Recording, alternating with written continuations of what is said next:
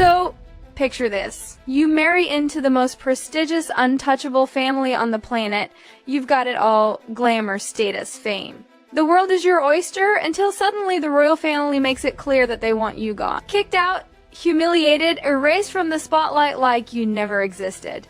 No rumors, no blind items, just raw, unfiltered moments where Meghan Markle was thrown off her royal pedestal. Let's break it down. Number 1, the Morocco red carpet fail. Meghan, confident as ever, steps onto the red carpet beside Harry during a royal tour of Morocco. But here's the kicker: she wasn't supposed to be there. The red carpet is a sacred, exclusive territory only for the one inspecting the guard.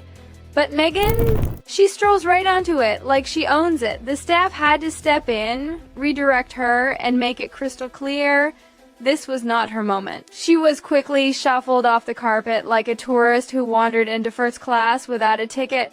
But Meghan, she kept smiling, clearly unfazed. Or maybe she was just pretending it wasn't a huge embarrassment.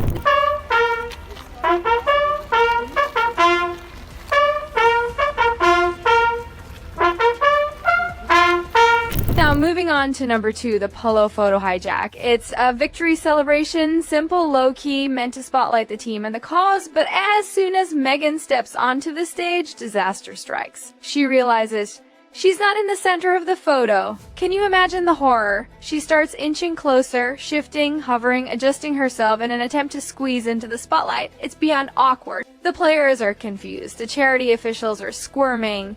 It's a disaster. Meghan does everything to make sure she's not cropped out. She ducks under people's arms, trying to force herself into a shot that she wasn't invited to. And guess what? She gets her moment, but not because of anything she did. No, it was all because she refused to leave, making everyone else uncomfortable just to be seen. Now, I've got to play you this incredible footage. This is just the most cringeworthy thing I've seen all week. Meghan Markle, really awkward encounter after she tried to join her husband and his Polo teammates on stage. Her desperation for the perfect photo is clear as day, but the players and even Harry are clearly not giving her the time of day. She wasn't playing, she wasn't winning, and definitely she wasn't the reason for the celebration. But still, she made sure she was in the frame. Number 3, the balcony fail. Meghan and Harry make an appearance at Trooping the Colour, one of the most significant royal events. The entire royal family lines up, smiles, and watches the fly past. Simple, right? But not for Meghan. She keeps turning around, chatting, moving in the wrong direction. And what happens next? Harry, on live television, leans in to correct her. That's right, her own husband had to remind her how to stand in front of the Queen in front of millions of viewers. It's like a bad dream unfolding on national television.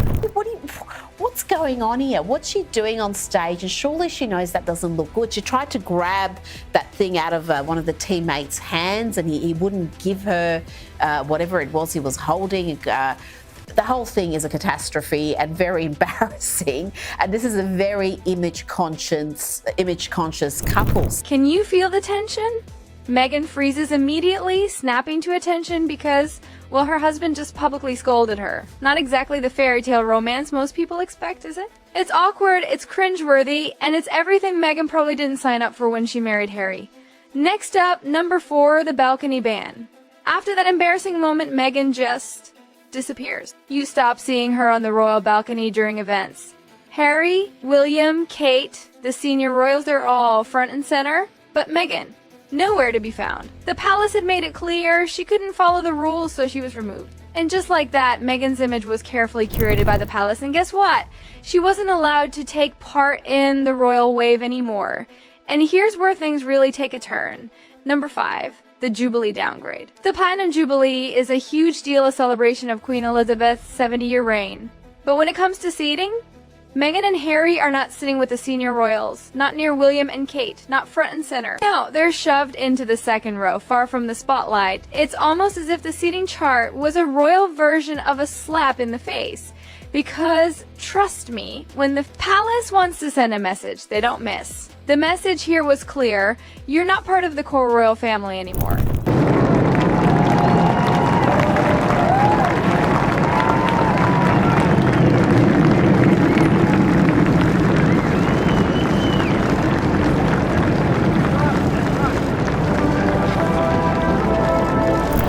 Number 6, the funeral candles. Now, this one is truly a moment of invisibility. During Queen Elizabeth's funeral, a moment watched by millions around the world, Meghan Markle was seated behind a giant ceremonial yellow candle. It was as if the royal family used interior design to erase her. Not just blocked by people, but almost completely invisible, as though the palace wanted the world to forget she was even there. It was cold, calculated, and absolutely humiliating. A subtle yet glaring message that Meghan was nothing more than a backdrop to the event. Number 7. And you've been waiting for this one, the St. Paul's booing. This one really stings. During the Jubilee service at St. Paul's Cathedral, as Meghan and Harry exited the building, the crowd's reaction was nothing short of brutal. Booing. Loud.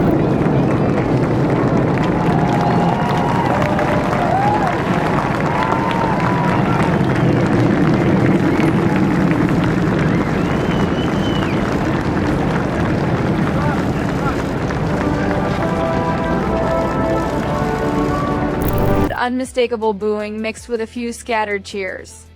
It's like the entire country made its feelings known about Meghan, and live television caught it all. Can you imagine trying to smile through that? Meghan kept it together, plastering on that grin, but deep down, she had to have known this moment would haunt her forever.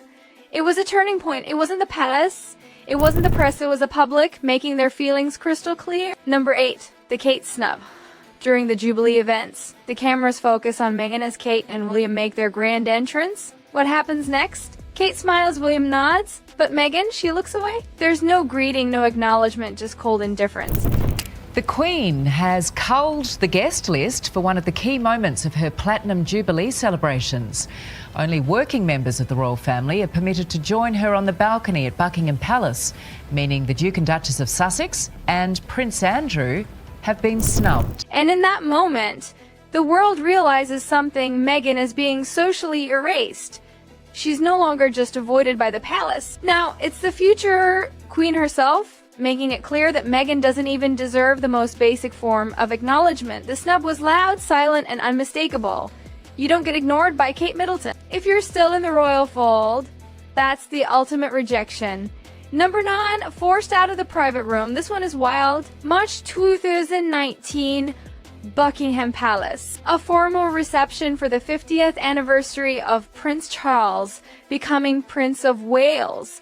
This is a serious affair, no nonsense. Before the main reception even starts, there's a private viewing room reserved strictly for senior royals: Queen Elizabeth, King Charles, Prince William, and a select few. And who should try to stroll in ahead of the group? Meghan and Harry. They move right to the entrance, standing as if they have a right to be there. But when Prince Charles walks in, he stops dead in his tracks, looks them both over, and clearly says, "No, senior royals only." The audacity of them lingering, hoping that the rules would change, was just brutal. This is a moment where Meghan and Harry weren't just told no. They were made to feel small, like outsiders in the most exclusive space in the world. It wasn't a polite dismissal. It was a clear statement that they didn't belong. They were a problem, not part of the royal family anymore. Number 10, King Charles's 70th birthday. Now, this one's got some serious shade. The celebration is meant to be intimate, warm, a family event.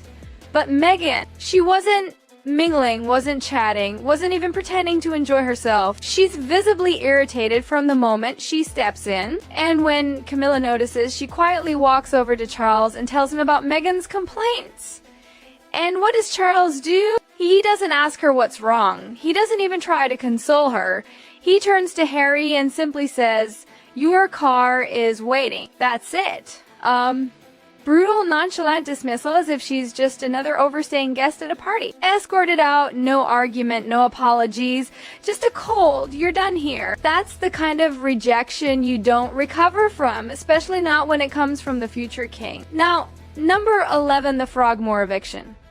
After stepping down from their royal duties, Harry and Meghan make it clear they want to live away from the public eye, away from the royal spotlight. But the royal family had other plans. Just like that, Meghan and Harry are told to vacate Frogmore Cottage.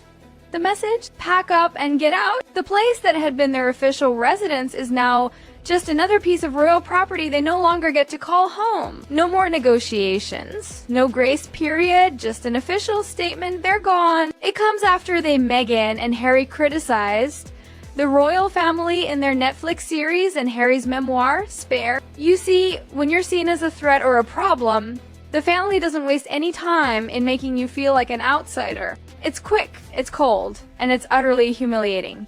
And then number 12, the coronation exclusion. This is the moment. Every royal dreams of it, the crowning of the new king, a ceremony watched by the entire world.